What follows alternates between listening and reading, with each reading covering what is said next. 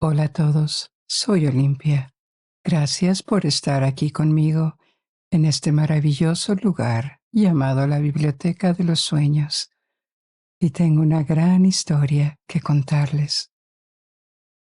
Esta noche vamos a viajar a través de estepas, desiertos y montañas, siguiendo las huellas de las antiguas caravanas. Además, viajaremos a lo largo del tiempo.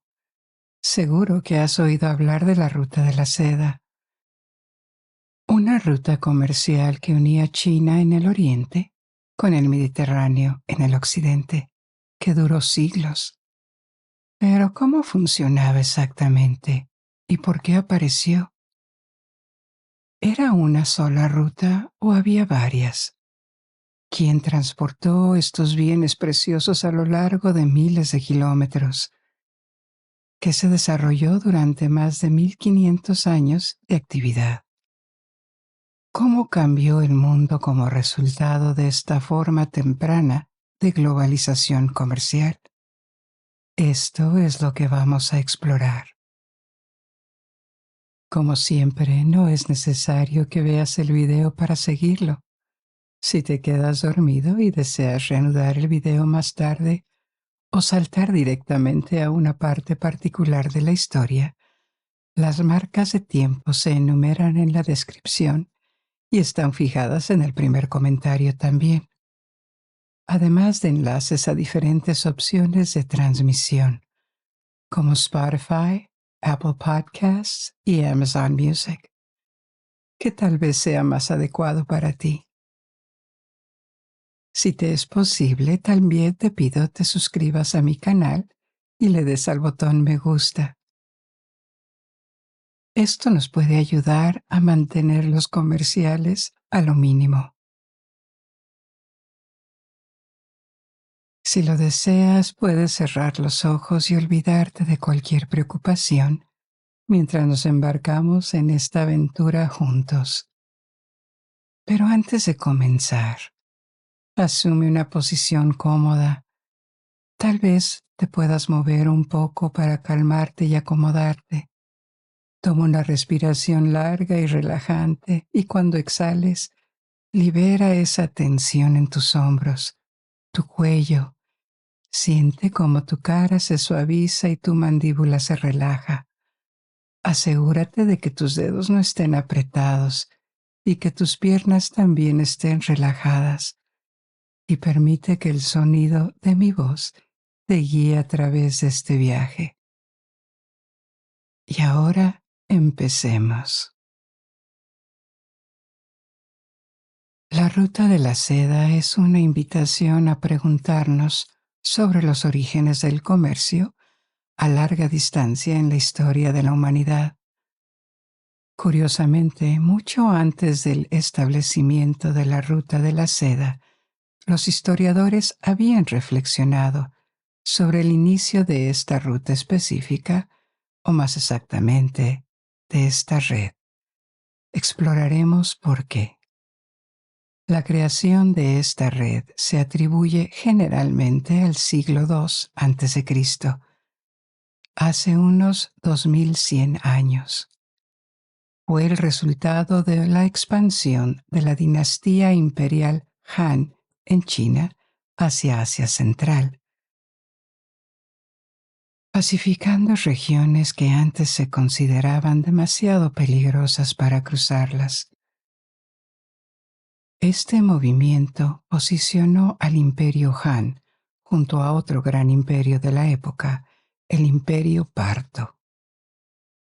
El Imperio Parto, con su corazón en Persia, se extendía desde Turquía hasta Afganistán.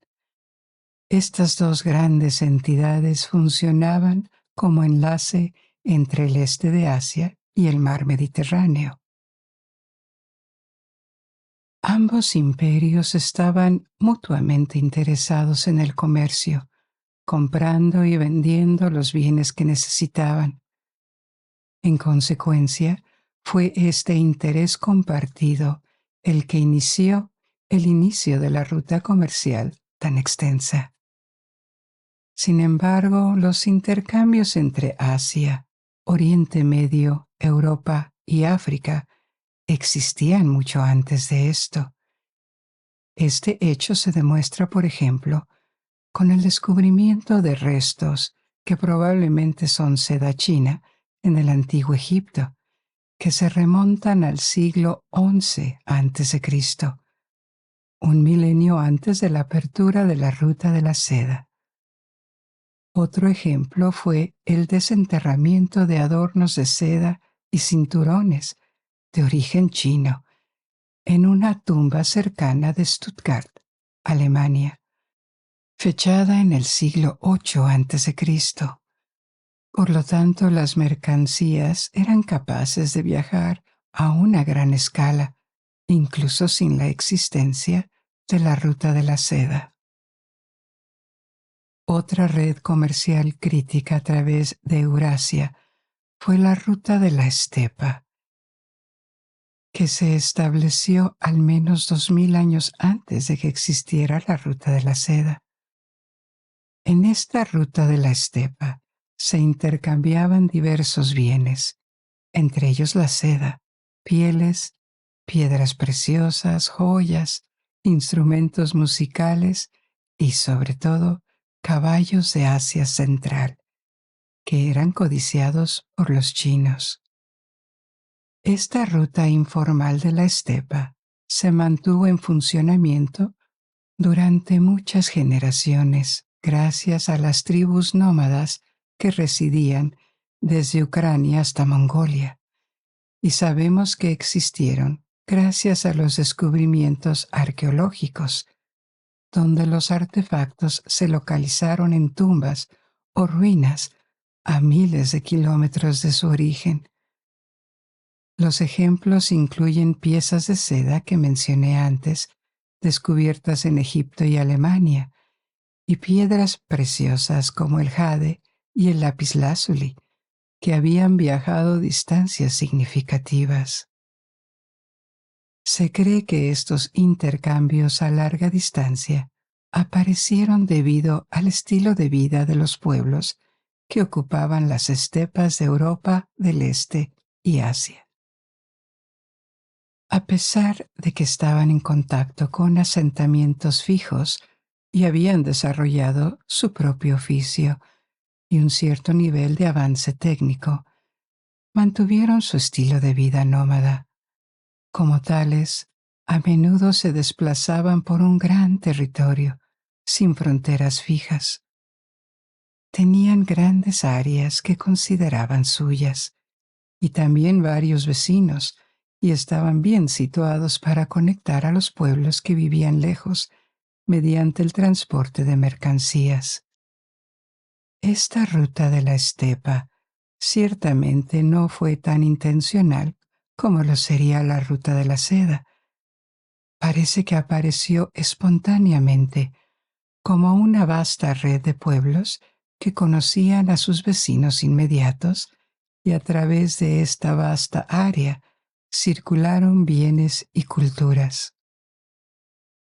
Otra ruta comercial precursora de la ruta de la seda fue la llamada Ruta de Jade.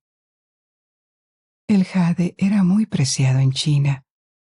Venía de Asia Central y Birmania, cruzando las montañas del Himalaya para llegar a Yunnan, en el sur de China.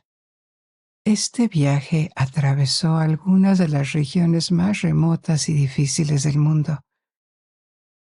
El jade, un mineral que puede variar en color desde el verde hasta el blanco, era muy valorado porque se creía que proporcionaba poder y protección a reyes y emperadores.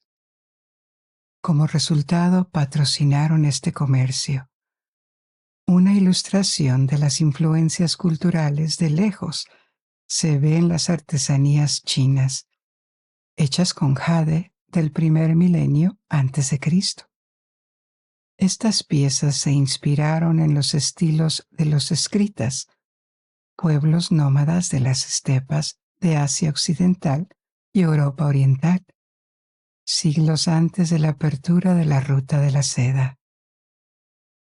Otros pueblos con los que comerciaban los chinos eran los sogdianos, que vivían en lo que hoy es Kazajistán, Uzbekistán y Turkmenistán. En el primer milenio antes de Cristo, Sogdiana, la tierra de los sogdianos, cambiaba constantemente de manos bajo la influencia de diferentes invasores. Entre ellos se encontraban los persas, el imperio persa, y los griegos o macedonios, tras la invasión de Alejandro Magno. A pesar de los frecuentes cambios de gobernanza, Sogdiana mantuvo una propensión al comercio internacional, con varias ciudades extrayendo importantes recursos de ella. La ciudad más notable fue Samarcanda, que con el tiempo se convirtió en una de las paradas más importantes para las caravanas a lo largo de la ruta de la seda. La importancia de estos ejemplos referentes a la ruta de la estepa o la ruta de Jade radica en que las rutas comerciales habían aparecido antes que la ruta de la seda. Esto explica cómo los artefactos chinos terminaron en Europa o Egipto. Lo más probable es que los artefactos llegaran ahí en cantidades muy pequeñas y casi accidentalmente, después de haber cambiado de manos varias veces, en lugar de a través de una ruta comercial, con la intención explícita de exportarlos desde China al otro lado del mundo antiguo. El impulso de crear una carretera comercial fue dado por los chinos en el siglo II a.C. ¿Pero por qué? China se había unificado bajo el primer emperador Qin y la posterior dinastía Han se expandió hacia Asia Central.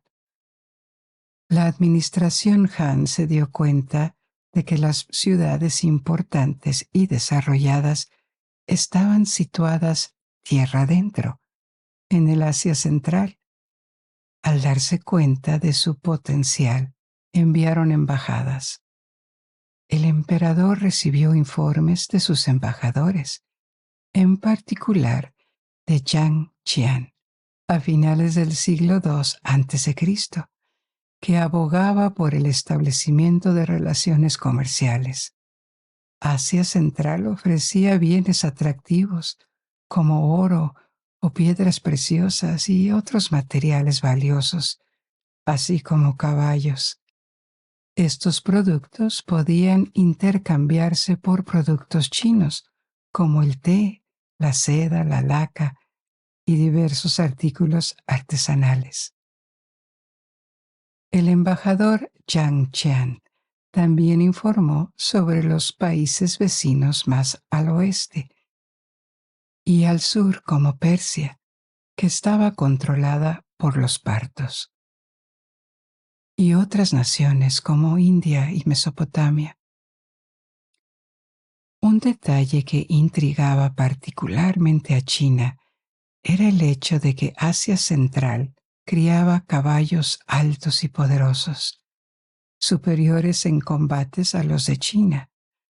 Como los chinos se enfrentaban con frecuencia a escaramuzas con tribus nómadas a lo largo de sus fronteras septentrionales y occidentales, pueblos que dependían en gran medida de los caballos, los chinos consideraban que estos caballos eran extremadamente valiosos. Así, con la bendición del emperador, se estableció la creación y supervisión de una ruta comercial que se extendía por miles de kilómetros desde China hasta Asia Central. Esta política se mantuvo sistemáticamente durante décadas. Los comerciantes de Asia Central se dieron cuenta de que la demanda de estos productos chinos probablemente se extendía aún más hacia el oeste, hacia Oriente Medio, creyendo que existían clientes potenciales en estas regiones. Transportaron estos bienes deseados por tierra, extendiendo continuamente lo que ahora se conoce como la Ruta de la Seda.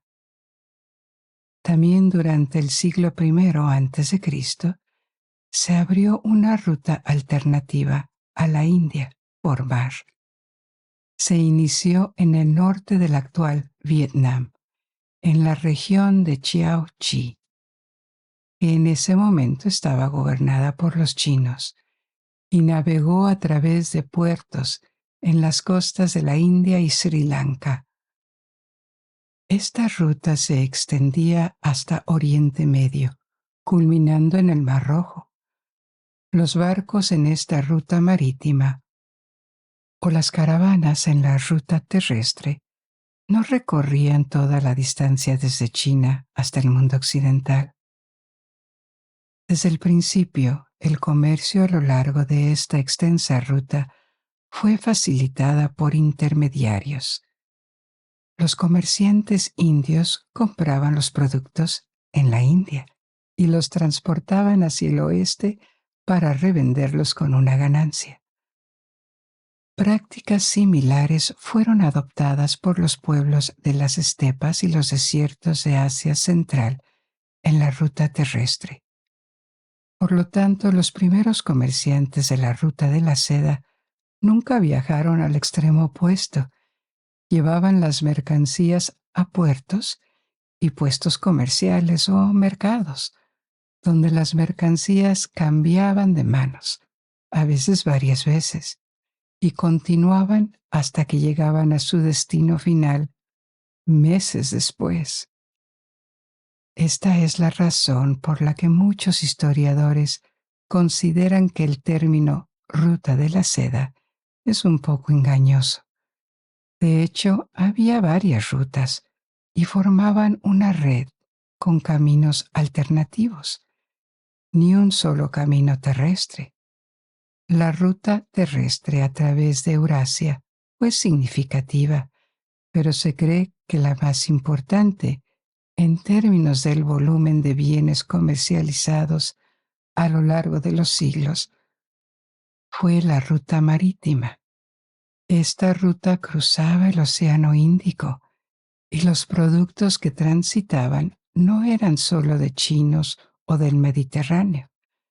También había especies del sudeste asiático y oro y marfil de África, así como textiles y gemas de la India. En el siglo I a.C., mientras la dinastía Han gobernaba una China unificada en el oriente, la potencia dominante en el occidente era la República Romana, que pronto se convertiría en el Imperio Romano. A medida que los chinos se expandían hacia el oeste, los romanos se expandían hacia el este, llegando hasta Siria, Palestina y Egipto. Entre estos dos bloques, Roma y China, había varios reinos y estados. De estos, el más importante fue el Imperio Parta persa, que se convertiría en un archienemigo de los romanos. Pero a pesar de la distancia, los romanos y los chinos sabían de la existencia de uno y del otro. Los hallazgos arqueológicos en ambos lados atestiguan un comercio indirecto entre los dos. En China se han encontrado cristalería y platería romana en tumbas. Además, se han descubierto muchas monedas y medallones romanos desde el siglo I después de Cristo en adelante. A veces las monedas no son el mejor indicador, ya que podrían haber llegado a China varios siglos después de haber sido acuñadas. Sin embargo, hay suficientes sitios y artefactos para confirmar que llegaron a China 2000 años antes. Curiosamente, se encontraron restos romanos en Jiaoqi, una región histórica de Vietnam del Norte, que fue la única parada de la ruta marítima en el lado chino. Sin embargo, este comercio era indirecto. El nivel real de conciencia mutua, es decir, cuánto sabía cada parte sobre la otra, sigue siendo un tema de especulación e investigación. Podría haber habido embajadas chinas en Roma, pero es difícil determinarlo de manera concluyente a partir de los archivos romanos. Esto se debe a que los romanos se referían colectivamente como seres a los enviados del este de su imperio, más allá del imperio parto. No distinguían claramente entre indios, chinos u otros pueblos asiáticos en sus crónicas y literatura. Aparte de las embajadas oficiales, en los escritos romanos se mencionaban múltiples encuentros con mercaderes de Cérica, esta tierra indefinida de los seres. Sin embargo, no hay certeza de que estos comerciantes fueran realmente chinos. En el lado chino, el conocimiento de los romanos no parecía ser mucho más extenso. Tenían un nombre para el imperio romano, Daqin. Los embajadores chinos en el imperio parto, con quienes tenían relaciones diplomáticas regulares, escribieron informes que incluían testimonios de segunda mano sobre Roma en el siglo I después de Cristo. En algunos textos, los historiadores chinos del pasado aluden a las embajadas romanas en China durante el siglo II. Sin embargo, esta afirmación es dudosa, ya que estas crónicas fueron escritas más tarde, y tales embajadas están ausentes de la historiografía romana. Entonces, lo que podemos concluir de esto es que los chinos y los romanos, los dos imperios más formidables del mundo en los primeros siglos de nuestra era, estaban conscientes de la existencia del otro. Sabían que algunos de estos productos que recibían provenían del otro imperio, incluida la cristalería romana en China y la seda china en Roma, pero solo tenían una vaga idea sobre la ubicación exacta y las fronteras del otro imperio, debido a la distancia significativa. Además, no hay señales de contactos diplomáticos continuos, pero los registros de ambas partes ilustran cómo este comercio a larga distancia trajo prosperidad. En China, la seda era un producto de lujo, al que solo podían acceder las clases más altas y ricas de la sociedad, empezando por la corte imperial. Su venta en el extranjero a un precio muy alto se convirtió en una actividad lucrativa, especialmente para el Estado que controlaba estrictamente la producción. Para los romanos, el acceso a estos bienes orientales comenzó a mayor escala después de la conquista de Egipto y Siria, particularmente Egipto, que tenía conexiones comerciales con la India.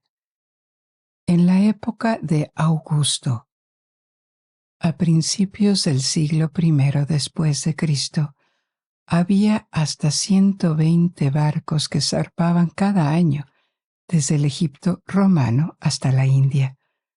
Viajaban a lo largo de la costa porque la navegación oceánica era muy limitada y peligrosa en ese momento. A partir del siglo I, se desarrolló en Roma una locura por la seda. Sin embargo, los romanos no sabían cómo se hacía la seda.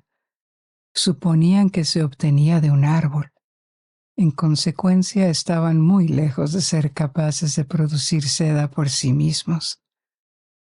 Más tarde se enteraron de que la fibra provenía de orugas específicas, pero no sabían cómo replicar el proceso de producción. Como resultado, todo su suministro de seda tenía que ser importado. Gran parte de esta seda llegaba por tierra. Como vimos antes, no era vendida directamente por los comerciantes chinos. Fue suministrada por los partos, que la habían comprado en Asia Central.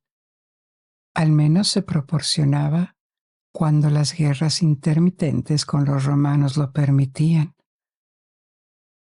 A veces las guerras podían cortar el suministro terrestre, lo que solo hacía que la seda fuera más difícil de encontrar y por lo tanto más deseable y cara. Junto a ella llegaron las especies y los perfumes, que también se convirtieron en artículos de lujo muy codiciados por los romanos adinerados. Roma también tenía productos para exportar, como platería y artículos de vidrio. Sin embargo, su valor estaba lejos de igualar realmente a las importaciones de Asia.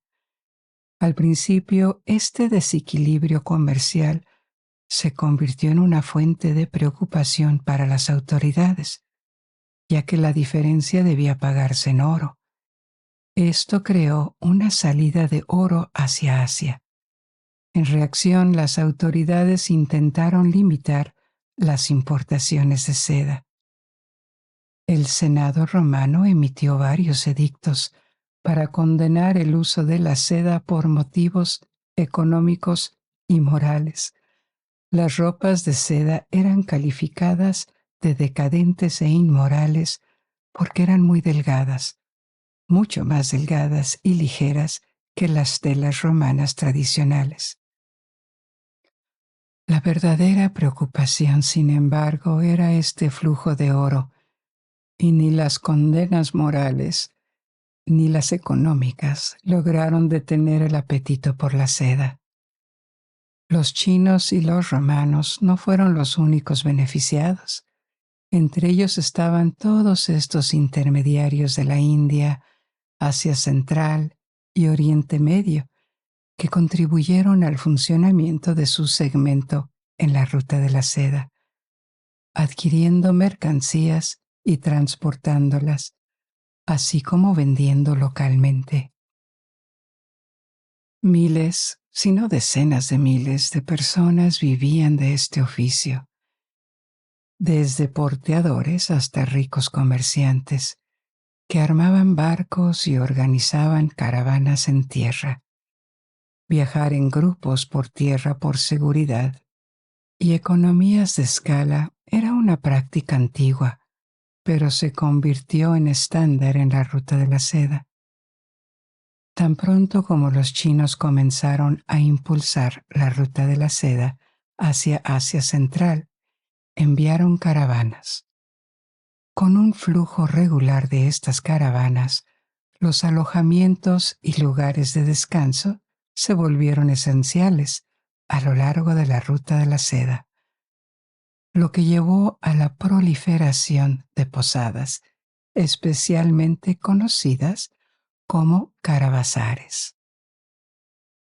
La palabra caravana deriva del término persa caraván, que significa grupo de viajeros, mientras que sara denota un palacio o un edificio con patios cerrados. Mientras atravesaban desiertos o montañas, los caravaneros simplemente acampaban al aire libre, con guardias que vigilaban por la noche. Esto era necesario ya que las mercancías que transportaban podían atraer bandas de ladrones. Sin embargo, cuando se encontraban en otras partes de la ruta de la seda, como en las carreteras reales o cuando cruzaban ciudades, los caravanistas necesitaban lugares donde quedarse. Estos lugares de refugio eran los caravasares, que a menudo se encontraban a lo largo de los caminos en el campo o en las afueras de las ciudades. Los caravasares estaban cerrados para ofrecer protección, además de proporcionar acceso a agua, comida espacio para los animales como caballos o camellos y dormitorios para los hombres. Estos establecimientos no se originaron con la ruta de la seda, ya estaban presentes en la India y en el Imperio Persa, pero se volvieron cada vez más comunes y aparecieron en nuevas regiones con el aumento de las caravanas. Durante el período islámico, que comenzó varios siglos después de la apertura de la ruta de la seda, los carabazares se convirtieron en un tipo de estructura predominante desde el oeste de China hasta el norte de África. Los carabazares urbanos evolucionaron hasta convertirse en algo más que posadas, a menudo situadas cerca de bazares, el mercado principal, se convirtieron en el centro de llegada y salida de mercancías, proporcionando actividades económicas que incluían la oferta de bienes para comprar o vender, oportunidades de trabajo, y se convirtieron en parte integral de la vida cotidiana de una ciudad. Los centros históricos de muchas ciudades antiguas de todo el mundo musulmán todavía reflejan su pasado, desde Fez hasta Marruecos, hasta Estambul en Turquía o El Cairo en Egipto. Por lo general, el Karavazar era un edificio con una pared exterior cuadrada o rectangular y una sola entrada, un ojo de buey, lo suficientemente ancho como para dejar entrar a bestias grandes y muy cargadas como camellos. El edificio se organizaba en torno a un patio que se abría al cielo. Alrededor del patio había establos de animales, habitaciones y cámaras diseñadas para acomodar a personas, animales y mercancías. A veces los carabazares más elaborados proporcionaban hammams o baños públicos. También tenían tiendas donde los viajeros podían adquirir el equipo necesario. Las estructuras de carabazares durante la época medieval a veces añadían más pisos para proporcionar apartamentos de alquiler a los habitantes de bajos ingresos. Desde el siglo I a.C. hasta el siglo III después de Cristo, ambos extremos de la ruta de la seda experimentaron un largo periodo de relativa prosperidad y estabilidad. El comercio floreció. Sin embargo, a medida que se desarrollaba la historia, los dos poderosos imperios del Oriente y Occidente se enfrentaron a desafíos. En China, la dinastía Han, que había gobernado y unificado el territorio durante la mayor parte de 4 siglos, finalmente colapsó, iniciando un periodo de fragmentación en diferentes estados. Este periodo en el siglo III se conoce como el periodo de los 3 reinos. Mirando hacia atrás, el periodo Han a menudo se considera una edad de oro para China. A pesar de sus conflictos internos y guerras en las fronteras y cambios de poder de la rama de la dinastía Han a otra a principios del siglo I después de Cristo, fue un periodo prolongado de relativa estabilidad, cuando la cultura china clásica pudo florecer. En el occidente, el Imperio Romano, que había alcanzado su apogeo en el siglo II, entró en una gran crisis en el siglo III. Esta crisis provocó su fractura y el aumento de las presiones sobre sus fronteras, que le costó mucho trabajo defender. La ruta de la seda no se cerró, ya que constituía una red con diferentes rutas, lo que le permitió adaptarse. Sin embargo, su función se vio seriamente perturbada debido a la pérdida de control por parte de los estados, en las rutas a través de Asia y alrededor del Mediterráneo. Finalmente, el Imperio Romano de Occidente colapsó en el siglo V, desapareciendo como cliente final. Pasarían siglos antes de que Europa Occidental volviera a ser un cliente importante para los sofisticados productos chinos y asiáticos. Lo que quedaba era el Imperio Romano del Oriente, Bizancio, que seguía siendo formidable. La mitad oriental del imperio no había sido devastada por guerras e invasiones, como en Occidente, e incluso reconquistó grandes partes del imperio occidental. Estaba en guerra con los sucesores de los partos en Persia, el imperio sasánida. Los sasánidas controlaban la mitad del Oriente Medio, siendo Bizancio la otra potencia importante de la región. Sin embargo, debido a su posición geográfica, controlaban todas las rutas comerciales que pasaban por Irán. La demanda de seda y otros productos exóticos persistió en Bizancio. Al norte de los sasánidas, en Asia Occidental y Central, había surgido una nueva gran potencia, el Cánato turco. Se trataba de un enorme imperio del interior, poblado esencialmente por varios pueblos nómadas, que habían sido unificados por un clan túrquico. Los pueblos túrquicos son una colección de diversos grupos étnicos que se originaron en Asia Occidental y Central. Estaban unificados por el idioma y los rasgos culturales, pero no son una sola etnia.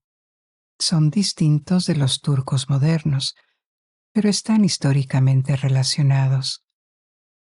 La población turca surgió de la mezcla de los invasores turcos con los lugareños que vivían en Turquía durante la Antigüedad tardía y la Edad Media.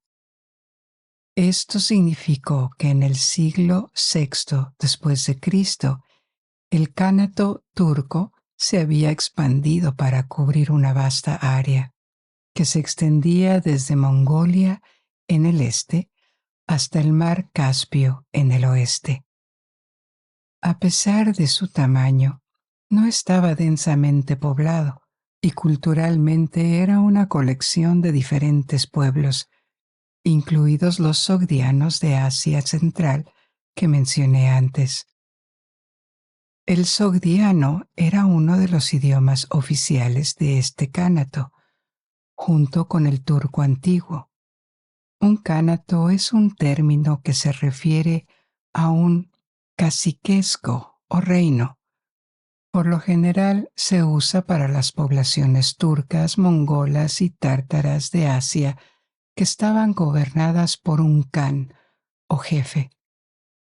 Con sus vastos territorios que conectaban Oriente y Occidente, el cánato túrquico estaba estratégicamente situado para gestionar una parte importante de la ruta terrestre hacia y desde China.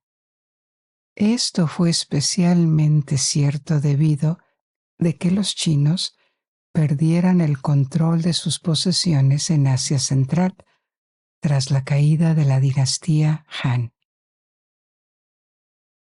En el siglo VI, el emperador bizantino Justiniano II formó una alianza con el Kanato turco contra su enemigo común, los sasánidas. Pasó por alto a los sasánidas por el comercio de la seda, tratando directamente con los comerciantes sogdianos que vivían en el Cánato túrquico. Sin embargo, los bizantinos lograron algo más que esto. Lograron robar los secretos de la fabricación de seda.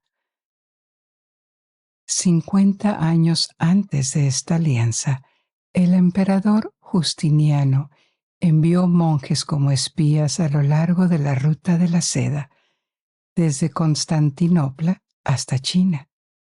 Estos espías consiguieron con éxito huevos de gusano de seda y los trajeron de vuelta a Constantinopla.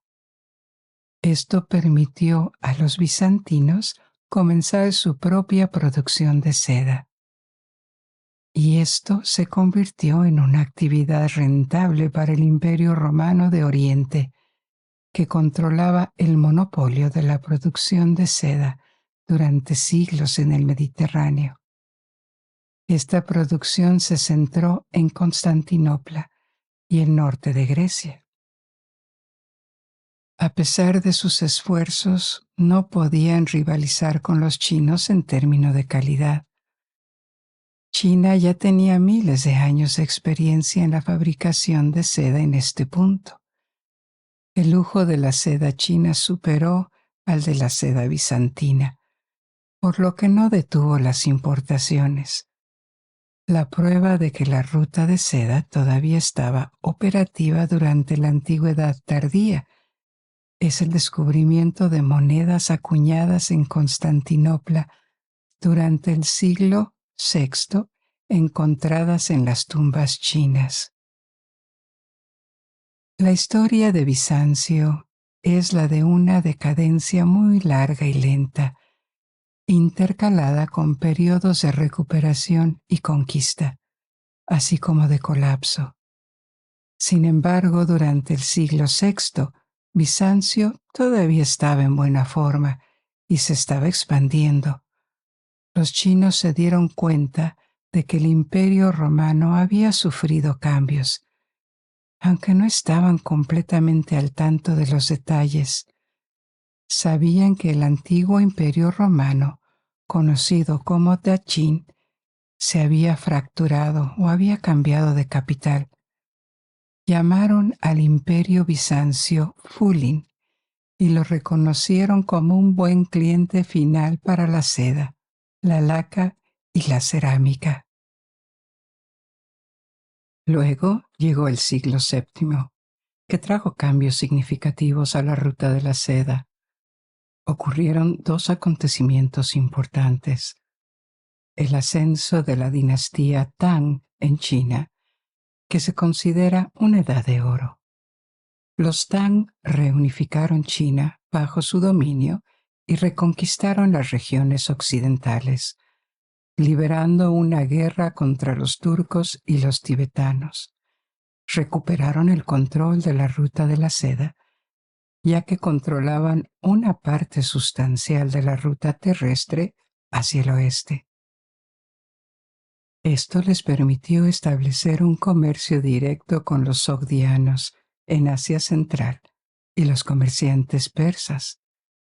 Este control sobre regiones alejadas del corazón histórico de China a veces se llama Pax Sinica, equivalente al término Pax Romana, acuñado para significar la estabilidad, y la paz atribuidas a la denominación del Imperio Romano.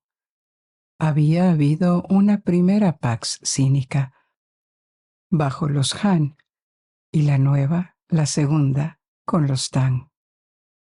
En comparación con periodos anteriores, la dinastía Tang fue más bien orientada hacia el exterior. Fomentaron el comercio y dieron la bienvenida a los extranjeros a algunas de sus ciudades. Además, extendieron su influencia marítima. Los enviados chinos que habían estado navegando a través del Océano Índico hacia la India durante varios siglos y durante la dinastía Tang extendieron su alcance más allá de la India, hasta el Golfo Pérsico y toda África. El otro gran cambio en el siglo VII fue el ascenso del Islam, que se expandió rápidamente desde Arabia, principalmente a expensas del Bizancio y el Imperio Sasánida, siendo este último el último estado preislámico en Irán. Después de la conquista, Irán se convirtió en su mayor parte al Islam. Sin embargo, a cambio, la cultura persa también influyó fuertemente en los estados musulmanes del Oriente Medio. Lejos de destruir la ruta de la seda, todos estos cambios la reforzaron. Después de la destrucción dejada por la conquista, el califato islámico fue reconstruido y se convirtió en un importante socio comercial con Asia Central y China.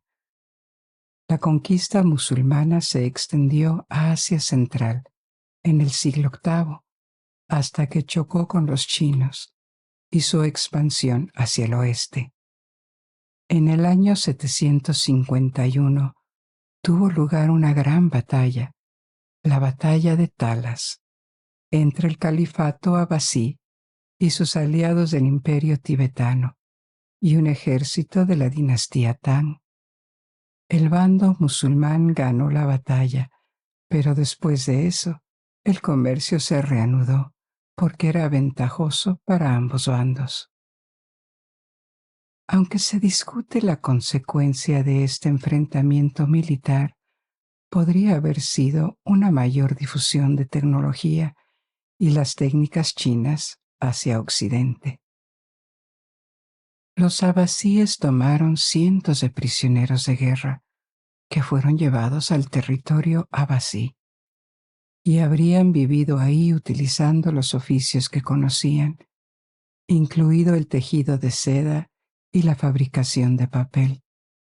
Esto habría permitido la transferencia de tecnología.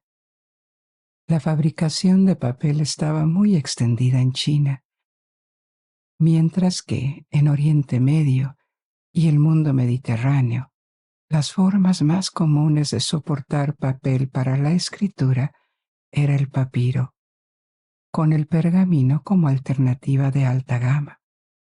El pergamino es piel de animal. A finales del siglo VIII, la fabricación de papel se extendió por todo el mundo islámico. La primera fábrica de papel se construyó en Bagdad en 1794-795 y el papel comenzó a reemplazar el papiro. No se sabe con certeza si los prisioneros de la batalla de Talas fueron responsables de la transferencia de tecnología o no, pero de una forma u otra, este comercio en particular se difundió, imitando las tecnologías chinas. Del siglo VIII al IX, el mundo islámico se fracturó en muchos estados, a menudo rivales.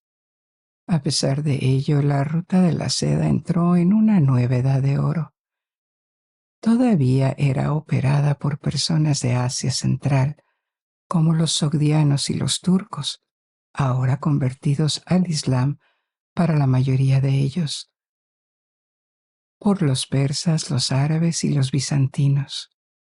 Hay muchos signos de intercambio cultural entre Oriente y Occidente, especialmente en las artes decorativas.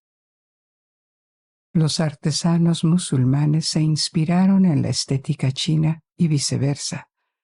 Algunas cerámicas chinas, por ejemplo, emulaban el tipo de patrones geométricos y florales del arte islámico. Bizancio se había reducido a Anatolia, es decir, a la actual Turquía, y al sur de los Balcanes, pero también era un importante contribuyente a la ruta de la seda, como importador de artesanía china y exportador de vidrio y esmaltes. La ruta marítima en el Océano Índico estaba floreciendo debido al comercio de especias. Al mismo tiempo, el Occidente, Europa, comenzaba a resurgir en el mapa comercial.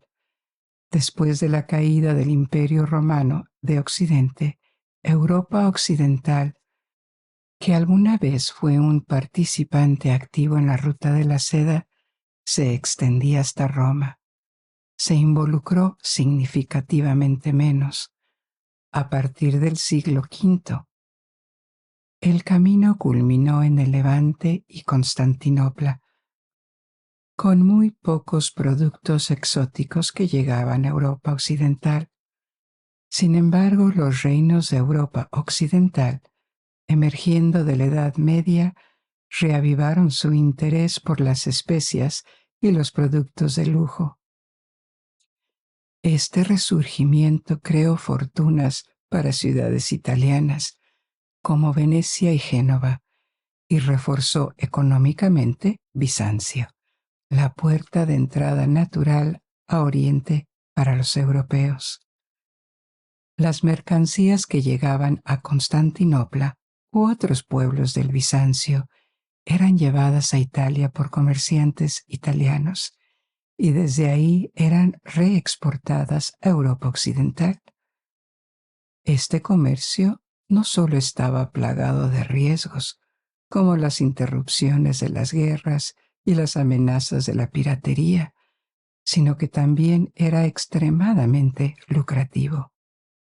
Transformó las economías y las sociedades de forma muy parecida a como lo habían hecho con los pueblos nómadas de Asia Central. Los artesanos chinos y los comerciantes musulmanes en épocas anteriores estimuló la producción de artesanías para la exportación. Introdujo nuevos productos que modificaron los gustos. Condujo a la aparición de una clase mercantil adinerada. Cambió el estilo de vida de los ricos que podían permitirse productos extranjeros y fomentó estrategias innovadoras de ahorro y gestión empresarial. Esta interconexión con partes distantes del mundo a veces tuvo consecuencias catastróficas. Un buen ejemplo de esto es la propagación de la peste negra, la pandemia de peste bubónica que golpeó el siglo XIV. En el siglo XIII, la invasión mongola liderada por Genghis Khan abrumó a China. El imperio mongol se expandió rápidamente hasta convertirse en el imperio terrestre más grande que el mundo había visto jamás, extendiéndose desde China y Mongolia hasta el Medio Oriente. La conquista mongola fue brutal y provocó una gran pérdida de vidas y destrucción, pero fue seguida por una administración eficiente.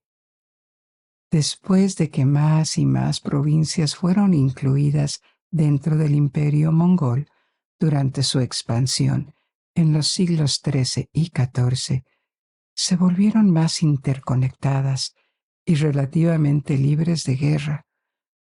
Los mongoles favorecieron el comercio no solo por sus ventajas económicas, sino también como una forma de unificar su gigantesco imperio, que abarcaba pueblos muy diversos. Protegieron y promovieron la ruta de la seda, que se había convertido esencialmente en un eje comercial interno, conectando sus posesiones chinas en el este con sus provincias más recientemente conquistadas en el Medio Oriente. En China, los gobernantes mongoles se convirtieron en emperadores, establecieron lo que se conoce como la dinastía Yuan. Reunificaron China y la convirtieron en el corazón económico de su imperio.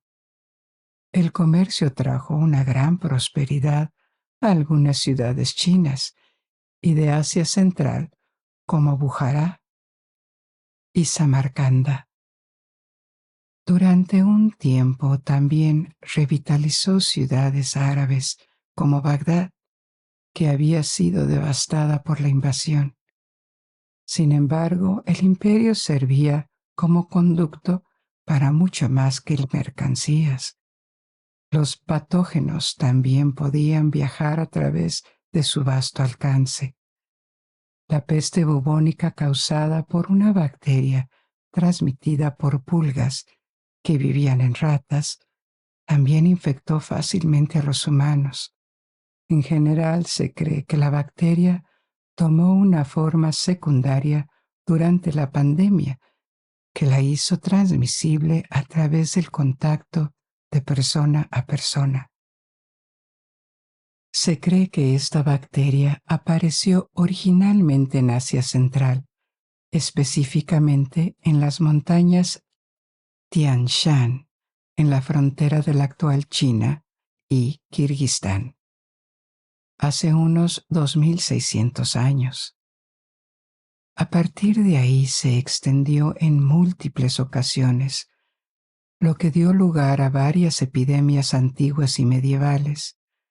Sin embargo, el estallido en el siglo XIV fue de una escala completamente diferente.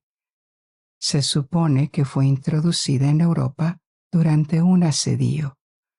Los genoveses, que habían adquirido el puerto de Cafa en Crimea y lo utilizaban como puesto comercial, estaban directamente vinculados a la actividad comercial con Oriente.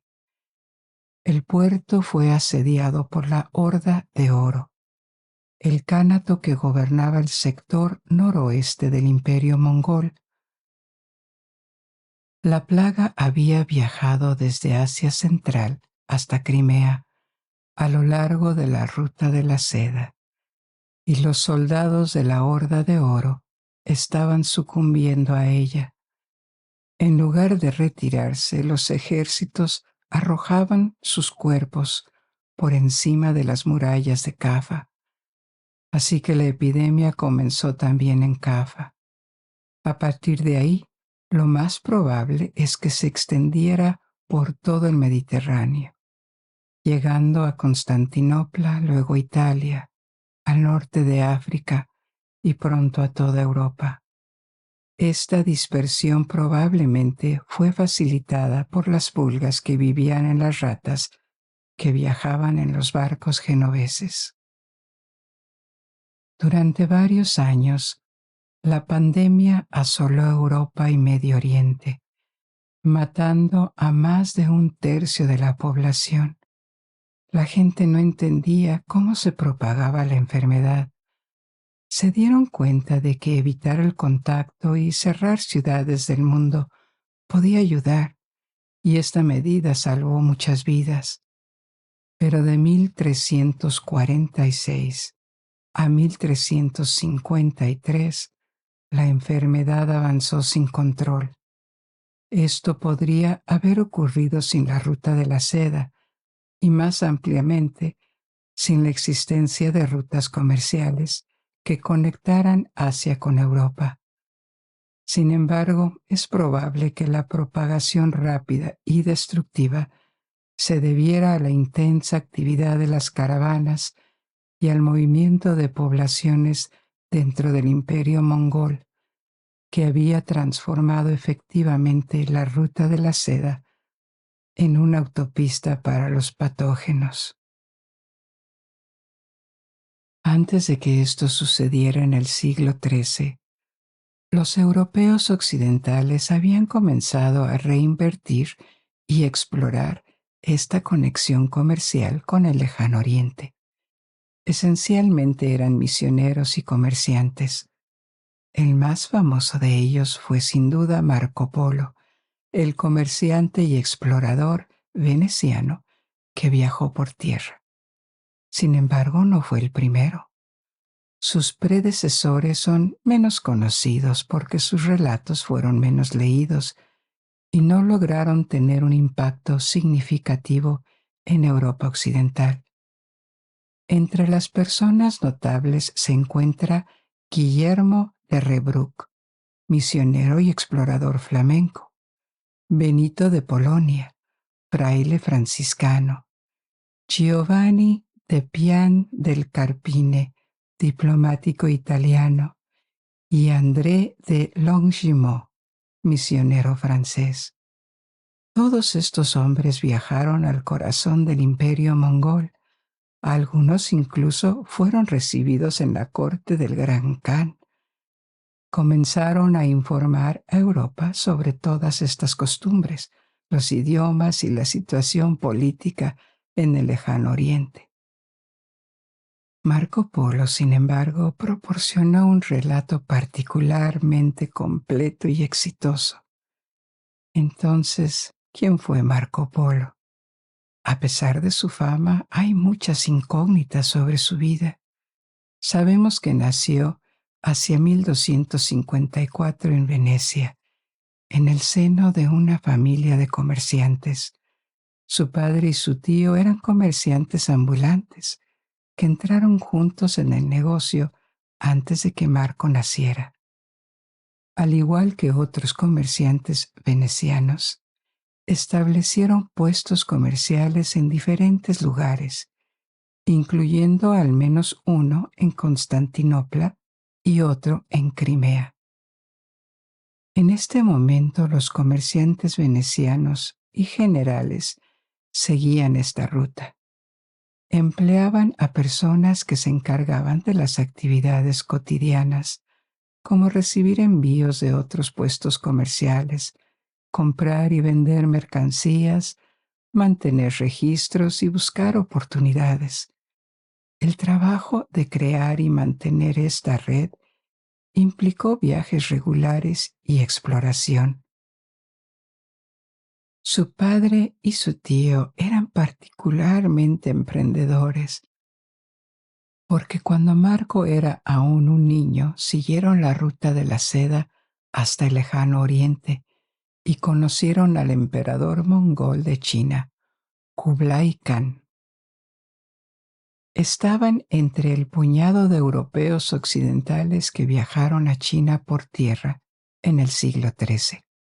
Regresaron sanos y salvos a Venecia en 1269, cuando Marco tenía 15 años. Habían estado ausentes durante tanto tiempo que Marco aún no había conocido a su padre.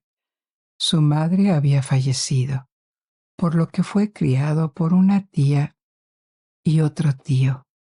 Recibió una educación integral orientada a convertirse en comerciante, como los miembros de su familia, aprendiendo materias como operación de buques de carga, manejo de moneda extranjera y conducta comercial. Presumiblemente construyó una fuerte relación con su padre y su tío, porque 2 años después, a la edad de 17, se embarcó en un nuevo viaje a Asia con ellos, un viaje que duraría 24 años.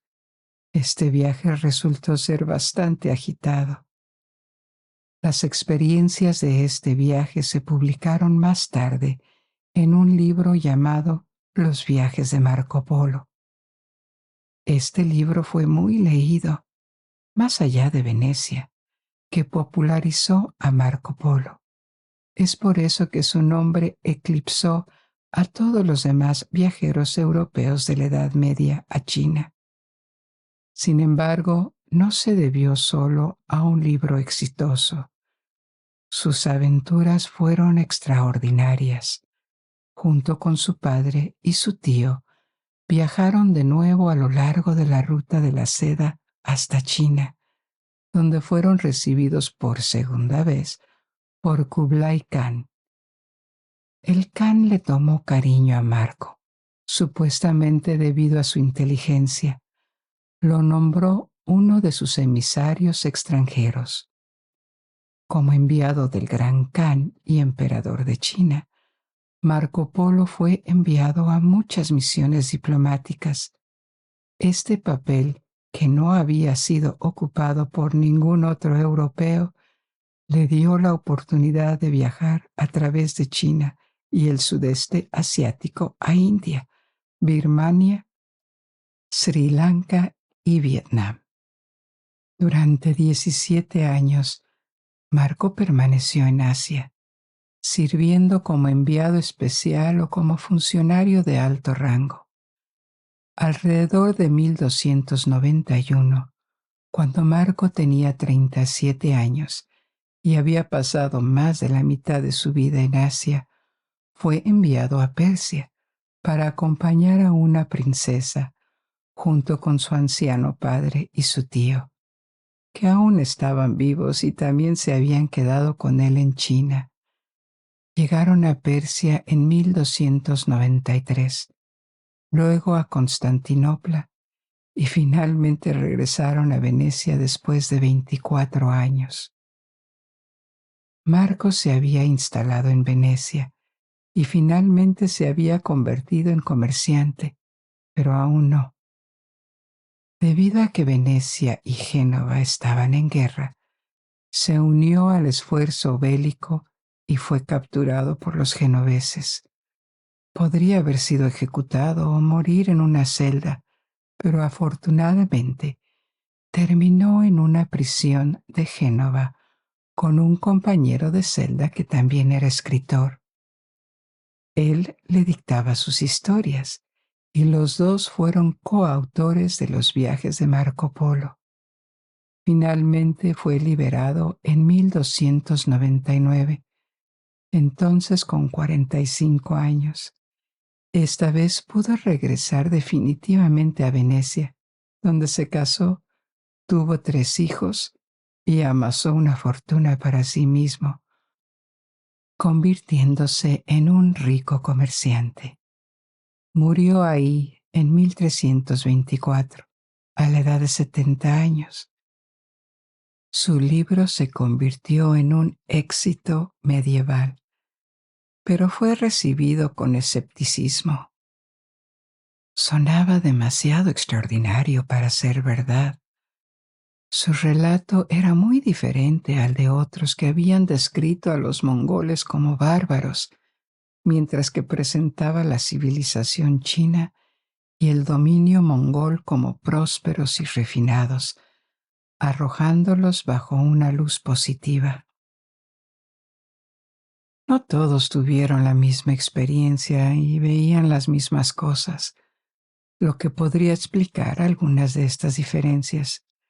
También es probable que la narración de Marco Polo estuviera un poco embellecida, pero desde entonces muchos detalles han demostrado ser ciertos y dan credibilidad a su relato.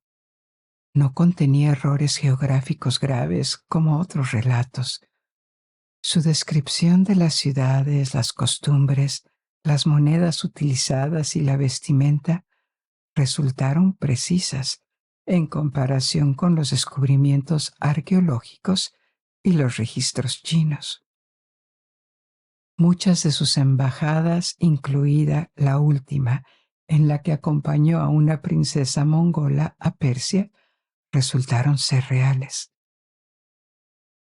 Por lo tanto, probablemente hubo exageraciones o adornos aquí y allá, pero él proporcionó los informes más precisos entre estos viajeros europeos de la Edad Media. Y su libro fue el más perspicaz porque ascendió en la sociedad china y permaneció ahí durante mucho tiempo. El imperio mongol continuó en el siglo XIV, pero se fragmentó y declinó. La dinastía Yuan en China perdió su control sobre el país y la nueva dinastía china, pronto la Ming, la reemplazó. Para la ruta de la seda, este declive de los mongoles fue malo. Había funcionado durante décadas dentro del imperio mongol, en su mayor parte, pero su fragmentación separó a diferentes estados a lo largo de la ruta de la seda y la hizo más difícil y peligrosa. En el occidente, Bizancio ahora estaba en agonía y había perdido la mayor parte de Anatolia, Turquía, a manos de los invasores turcomanos. Y la devastación de la peste negra a lo largo de la ruta de la seda había diezmado a los nómadas y las ciudades que vivían en ella. En general, después del colapso del imperio mongol, los grupos nómadas en Asia Central disminuyeron significativamente. En su lugar surgieron estados regionales sedentarios.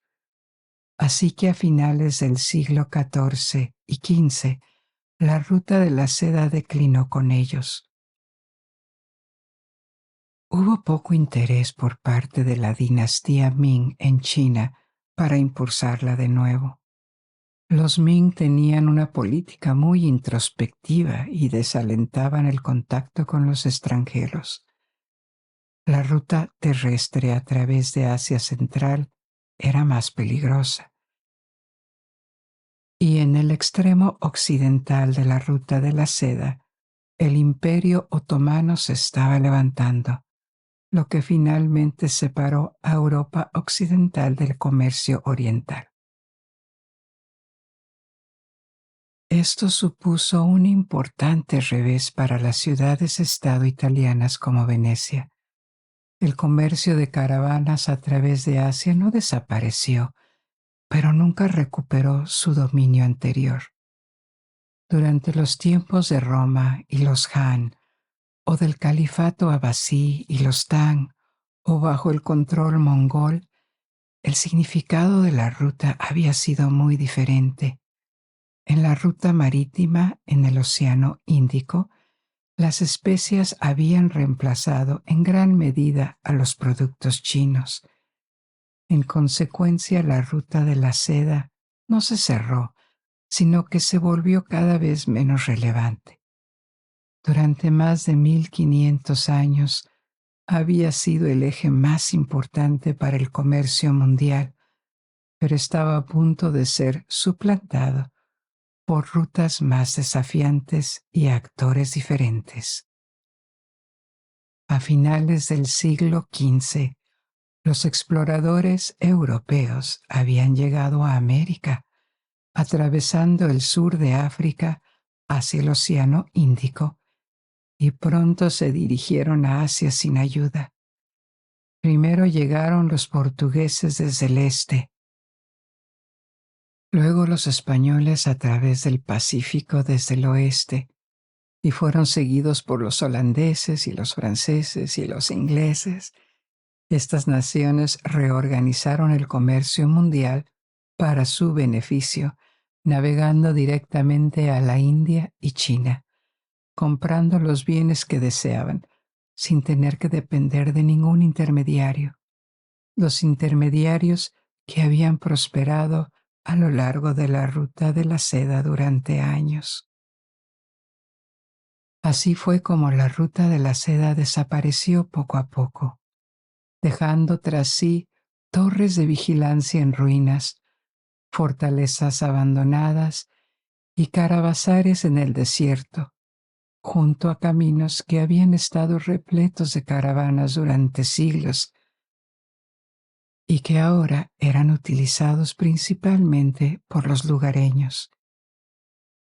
En consecuencia, los centros del comercio mundial se desplazaron a Europa durante unos siglos, siendo ciudades como Lisboa, Sevilla, Ámsterdam y Londres las que más se beneficiaron. Además de facilitar el intercambio cultural a largo plazo, la ruta de la seda es importante por su papel como primer paso en el proceso de globalización, ya que proporciona una conexión entre dos de los puntos más alejados del mundo conocido.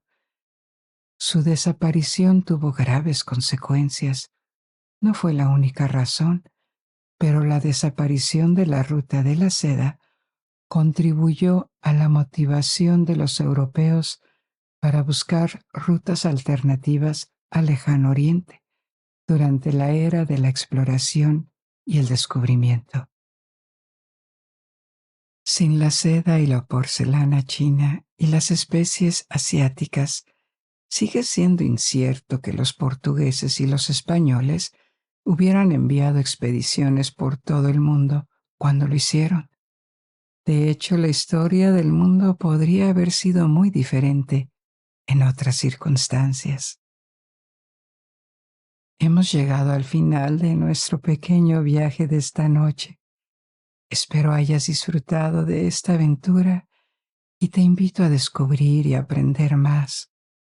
Ahora puedes dejarte llevar y dormir.